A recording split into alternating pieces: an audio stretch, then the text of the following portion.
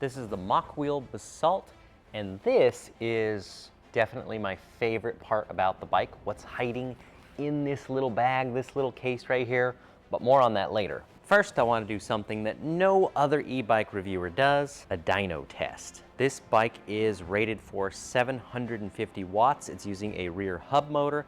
They also claim 90 Newton meters of torque. What I've learned from the dyno tests of other bikes is that the torque is definitely a figure at the rear axle. We never get anywhere close to these torque numbers actually to the ground, but that's what really matters. Power-wise, the most similar bike I have tested is the Area 13 Blackbird. It is using a 750 watt rear hub motor made by Bafang. That one got about 33 foot-pounds of torque. Let's see how this one compares. This number right here on the screen is the power in kilowatts. So if we see 750 watts, we're gonna see 0.75. If it does a little more, say 1,000 watts, we should see 1.00. The torque in foot-pounds is the next number. I will convert that to Newton meters so we can see how does that compare to the rated axle torque versus at the wheel. And the far right is the speed of the rear wheel. Just bear in mind, these numbers are always gonna be higher than what I can actually get on the road. And that's just because there's no aerodynamic drag and it's not having to actually propel a weight forward. Power's on, the rear tire is pumped up to 20 PSI, which is the max for a Chaoyang fat tire like this. I always forget to hit the start button on this. And here we go.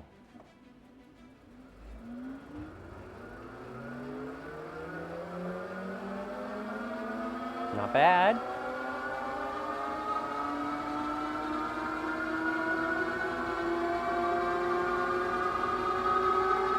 I'm gonna run it through the entire range. And that's it right there.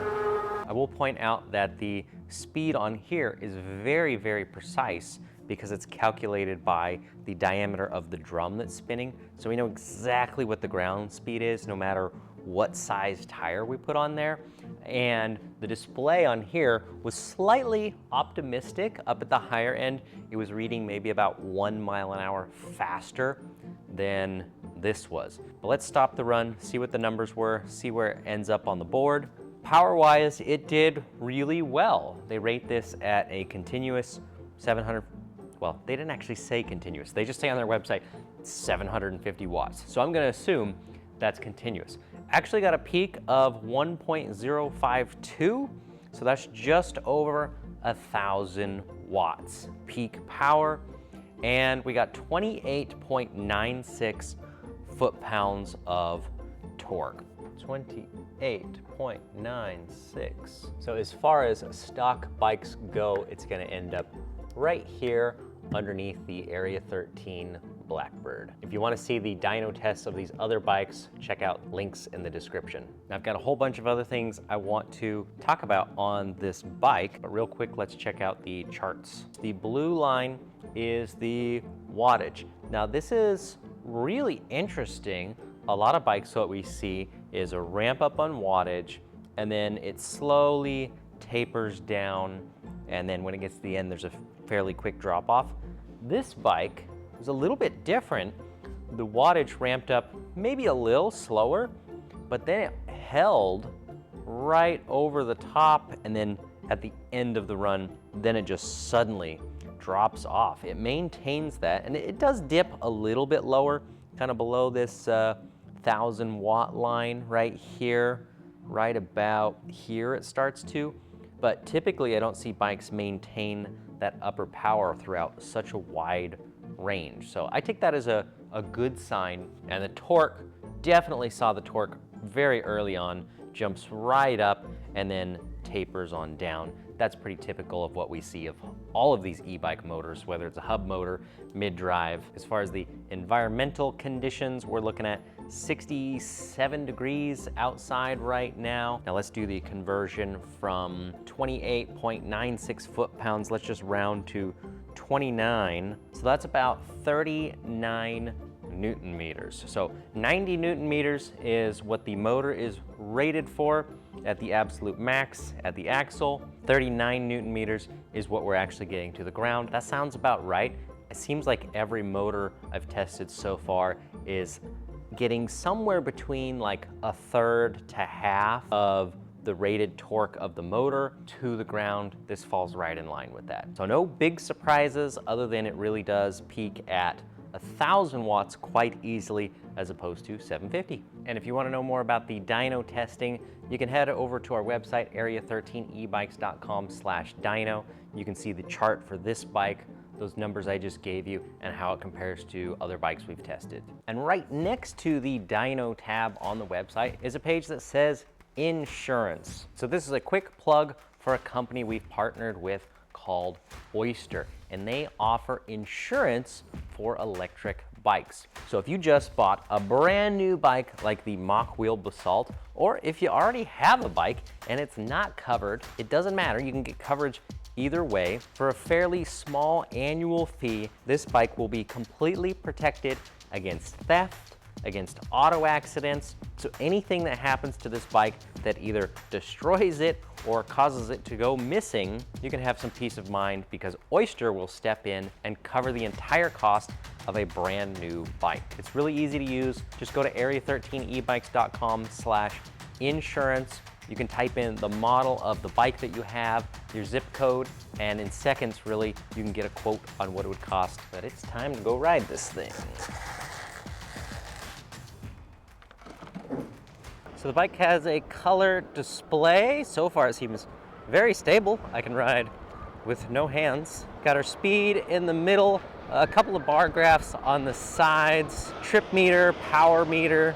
We've got 1, 2, 3, 4, 5 pedal assist settings, riding time. We've got a headlight. It looks like that during the daytime. I thought I saw on their website an 8-speed shifter, but this one is 7 speeds. Pretty standard oil fork. The lockout is adjustable. You can move these little clicks right here, so anything from totally locked out to kind of in the middle is fairly firm but still works, or all the way loose, so it's really comfy.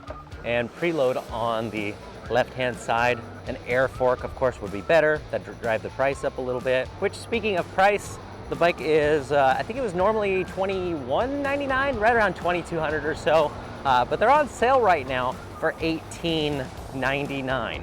So for that, you're getting a fat tire bike, hardtail, front suspension, nice rear rack. They have accessories like a front rack. The brakes are hydraulic from Tektro. The brakes are kind of soft right now, but I'm sure that'll change with a little bit more riding. The bike is brand new. Now I know how much power it does put to the ground.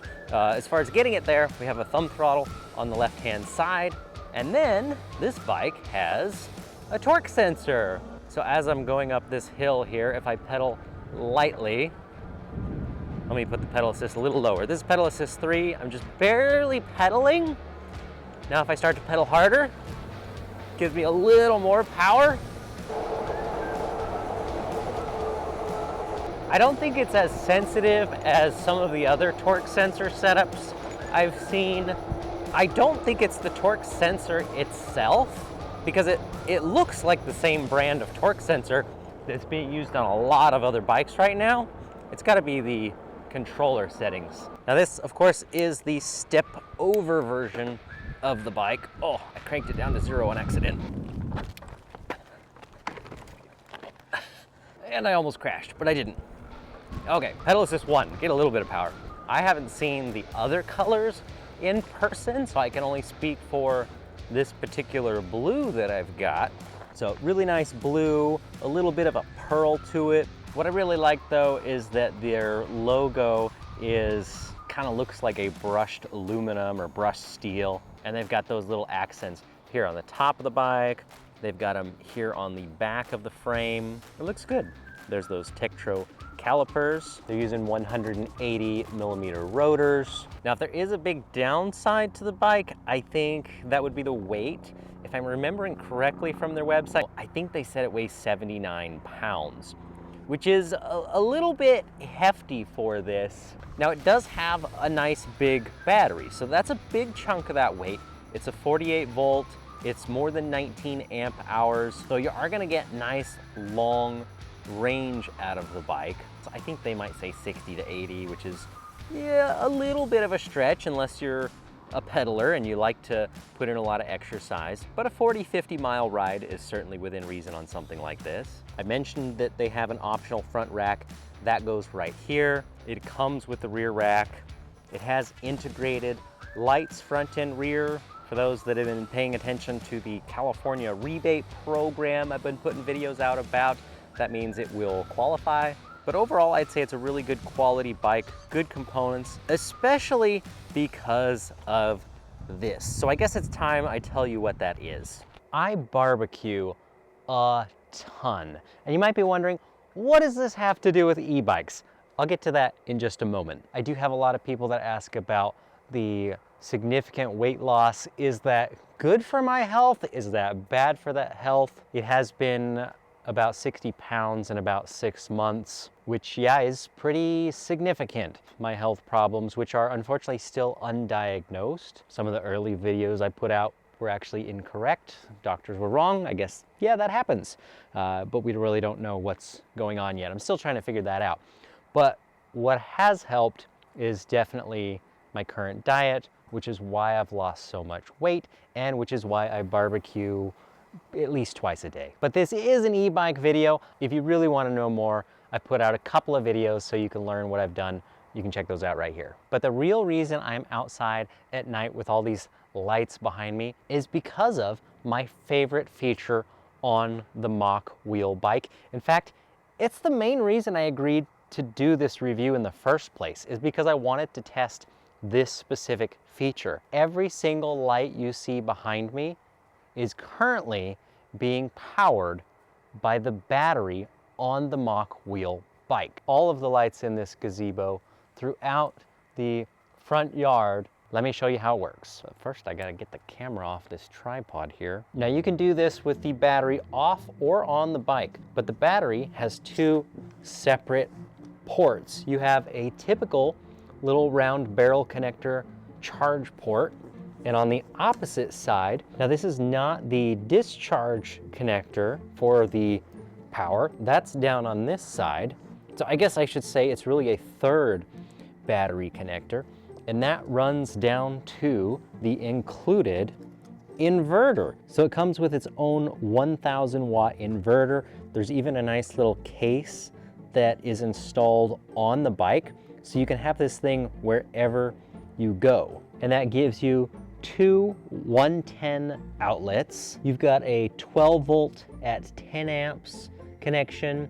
You've got a USB output. You've got two USB-C connections, a 100 watt and a 27 watt. You've got those DC connections. You've got the AC, which I have turned on since I'm running all of those AC lights. And it's showing 110 volts on the output. It's showing how many watts it's running at right now and the battery level. Super cool little device, really well integrated into the bike. Charge your phone, charge a laptop, power some lighting. I hope this is a feature that we see on more e-bikes in the future, because I just think being able to do something like this out at like a campsite from your e-bike battery is super cool.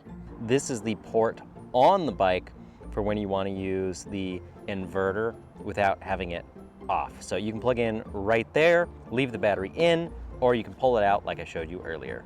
Now, one of the other accessories that they sell that goes along with this whole power station, inverter, battery setup is a solar panel. I think it was 230 watts, which is pretty big. And it folds up into a small little case. You could probably put it into a saddlebag on the back of the bike if you wanted to. You can pull that panel out, plug it into your battery, and you can get a full charge during the day just from the sun. Now, is solar a practical solution? As far as the charge time and everything, I would say yes, I think so. And I say that because I have a folding solar panel that I use for some of my own bikes, and it works really well. For a lot of bikes, it's as good as being plugged into the wall if you've got full sun. But that is the key thing. You do need sun, and it does take time. So the solar panel that Mokwheel has for sale is $5.99. I checked their battery prices just to see, and the battery was exactly the same thing, also $5.99. All right, we've got a big steep hill coming up here. Let's see how that torque does up this hill. I'm gonna stop pedaling. It's slowing down. This hill's really steep. It's over 10%. I am still doing 8 miles an hour. If you're in a situation where you want more range and you need to be able to swap batteries or charge quickly, since the pricing is the same, I would just go with the second battery if you're always going to have access to power. If you're an RV camper and you've always got power in your RV or at a campsite, you don't really need the solar. But if you're more of an outdoors type, maybe you're hunting, you're away from that sort of thing, then I can definitely see the solar panel being a better choice. Now, if you want the best of both worlds, ideally what you do is get the second battery and the solar panel. Now that's gonna be expensive. You're spending $1,200 on top of the cost of the bike. But the advantage to that setup is you can be using one on the bike, doing a ride, doing whatever you wanna do, and then you leave one battery plugged in to the sun somewhere. Thanks again to Mokwheel for sending the Basalt model out to me.